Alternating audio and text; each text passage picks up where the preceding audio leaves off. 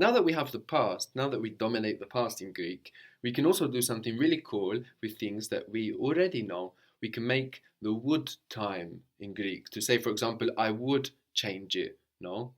First, we need to build I was changing it. So, how's that? To άλλαζα. To alaza. Good. So, we have our open standard form of the verb, no?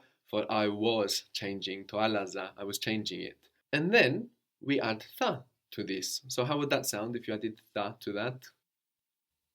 Θα το άλλαζα. Tha to alaza. And this gives us I would change it. So we just used the open past, the ing, the ongoing past, no, with tha, and we get would. I would change it, tha to alaza. I wouldn't change it, Δεν θα το άλλαζα. then tha to alaza. I won't, I will not change it, Δεν θα το αλλάξω. then tha to alaxo. Good. So this is actually very interesting, the fact that we build this time just adding elements that already exist. And the fact that many other languages do the same thing, such as Arabic, for example, suggests that the would time came much later in language, which would make sense. Of course, we didn't begin our language journey talking about hypothetical woulds, no, but more concrete things. So we achieve the meaning of would combining pre-existing elements of the language structure, no, and in this way get a new meaning to express something new, combining tha with the open ongoing past. How would you say I'm buying it? And the it is a feminine thing. Την αγοράζω. Very good. Tin agorazo. We are buying it. Still feminine thing. Την αγοράζουμε. Very good. Tin agorazume. We were buying it. Την αγοράζαμε. Very good. Tin agorazame. We would buy it. Θα την αγοράζαμε. Very good. Tha tin agorazame. What is I do or I make? Κάνω. Kano. I was doing it or I did it. This would be the same for kano because, of course, we don't have an alternative version for kano. So I was doing it, I did it. Έκανα. Ekana. Or with the it, Το έκανα. to ekana. I would do it.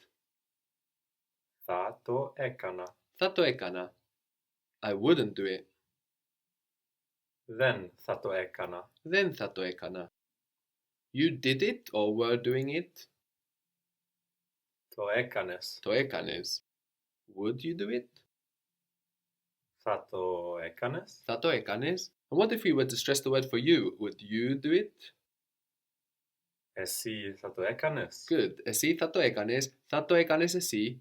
So we said that tha was coming from thelina. No, we mentioned this when we looked at how the future in Greek and in English is coming from the word want. No, I will is from German ich will. No, I want, and tha from thelina, the contraction of thelina.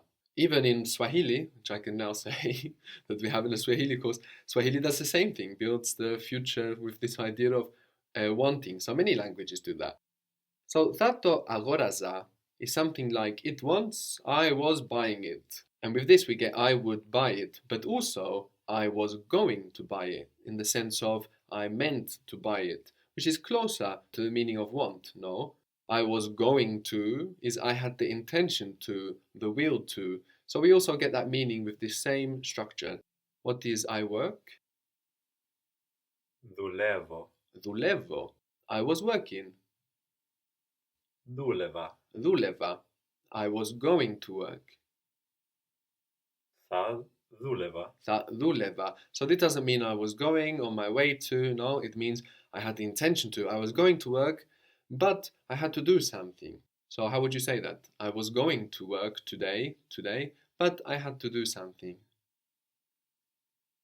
Θα δούλευα σήμερα. Good. Θα δούλευα σήμερα. I was going to work today, but Αλλά I had to do something. έπρεπε να κάνω κάτι. Good. I was going to work today, but I had to do something. Θα δούλευα σήμερα, αλλά έπρεπε να κάνω κάτι. I was going to do it, but I had to work. I was going to do it, Θα το έκανα. but I had to work.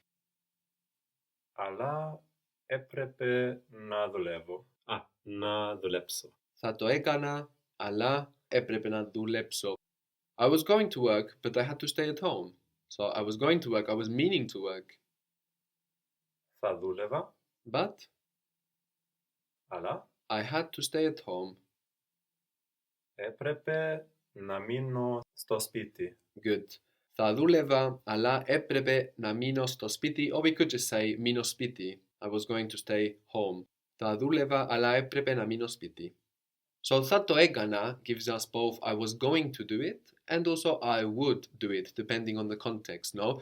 And most of the time the context will show very clearly which one is intended. I would do it or I was going to do it, but there might be room for ambiguity if most of the context is in your head, which we do sometimes. Sometimes we speak and most of the context is in our minds and we don't actually say it and we think we've been understood, but we might be understood in a different way.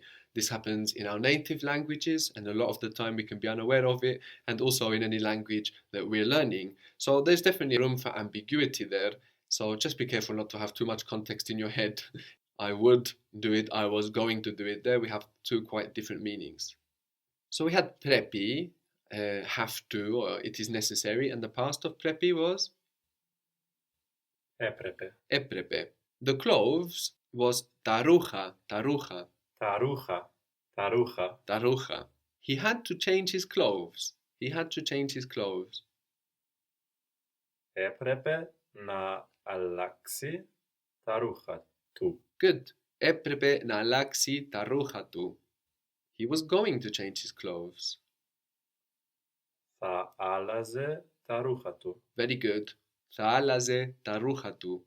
So we have έπρεπε, no, for it was necessary, had to. If we say θα έπρεπε, we get should. So θα έπρεπε, it would be necessary, gives us a meaning like should. So there may be a slight crossover in these meanings, no? Have to, should, they're very close in meaning. But generally speaking, θα έπρεπε is going to sound more like should, maybe a little more polite, no? It would be necessary, rather than πρέπει. It is necessary, have to. So for example, you should change your clothes. It would be necessary να you change your clothes. Θα έπρεπε να αλλάξεις τα ρούχα σου. Good. Θα έπρεπε να αλλάξεις τα ρούχα σου. And if you were to say them, referring to the clothes, like you should change them, θα έπρεπε να τους αλλάξεις. why τους? Oh, it's τα ρούχα. Θα έπρεπε να τα αλλάξεις. Good. Θα έπρεπε να τα αλλάξεις. Well done.